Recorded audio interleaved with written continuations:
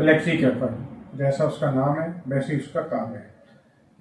एक ऐसा फंड जिसमें तीनों कैप है, यानी लार्ज कैप, मिड कैप और स्मॉल कैप। यानी एक ऐसा फंड जिसमें सेबी का कोई मैंडेट एप्लीकेबल नहीं हो पाता कि किस कैटेगरी को ज्यादा रखना है, कम करना है। वो डिपेंड करता है फंड मैनेजर के हिसाब से, और फंड मैनेजर एनालिसिस करता है कि कहाँ उसको एक्सपोजर देना है। यानी एक ऐसा फंड जहाँ पे लार्ज कैप भी है, मिड कैप भी है और स्मॉल कैप भी है।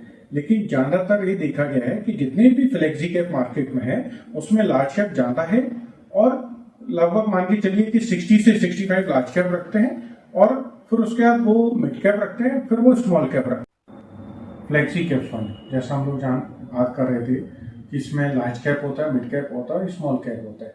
लार्ज कैप वो फंड्स होते हैं जिनमें 1 से लेके 100 कंपनियां हैं, यानी बीएससी में रजिस्टर्ड है, कैपिटलाइजेशन बेस। मतलब ऐसी कंपनियां जिनका मार्केट कैप टॉप 100 है, जो मार्केट कैप की कंपनियां हैं उनको हम लोग लार्ज कैप बोलते हैं। और 101 से 250 तक जो बीएससी में लिस्टेड है कंपनियां का मार्केट कैपिटलाइजेशन के बेस पे, उनको हम लोग मिड कैप बोलते हैं। और 251 से 500 तक की कंपनियां हैं उनको हम लोग स्मॉल कैप बोलते हैं। यानी फ्लेक्सी कैप फंड एक ऐसा फंड जिसमें फंड मैनेजर मार्केट सिनेरियो को देखते हुए वो अपना एक्सपोजर देता है।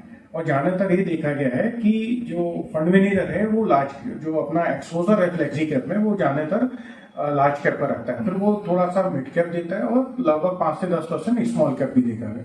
लेकिन जनरली ये देखा गया है कि 10 साल में जो लार्ज कैप के रिटर्न यदि 16 से 17% है, तो फ्लेक्सी कैप के फंड के जो रिटर्न है वो आपके 17 से 18% के रिटर्न है। यानी जो फंड्स हैं फ्लेक्सी कैप फंड, वो लार्ज कैप के कंपेरिजन में ज्यादा रिटर्न देते हैं। फ्लेक्सी कैप में जो एलोकेशन होता है बेसिकली 65% लगभग इसमें इक्विटी मेंटेन रखना जरूरी होता है, तो इसलिए जो उसमें टैक्सेशन भी होता है वो इक्विटी का होता है। यानी फंड मैनेजर क्या करता है कि large cap, mid cap, small के साथ साथ वो मेंटेन करता है कि तीनों को 65% से प्लस को इक्विटी रखे। और क्योंकि इसमें टैक्सेशन इक्विटी का कराना है, तो उसमें जो नंबर 1 जो फ्लेक्सी कैप है हमारा, उसमें एलोकेशन जो है वो 65% प्लस होता है इक्विटी का। और नंबर 2 पे उसमें जो टैक्सेशन इम्प्लीमेंट होता है वो बेसिकली इक्विटी का होता है। तो खास तौर से इस फंड में फैसिलिटीज क्या है कि इक्विटी का टैक्सेशन है, और एलोकेशन भी इसमें 65% प्लस इक्विटी है।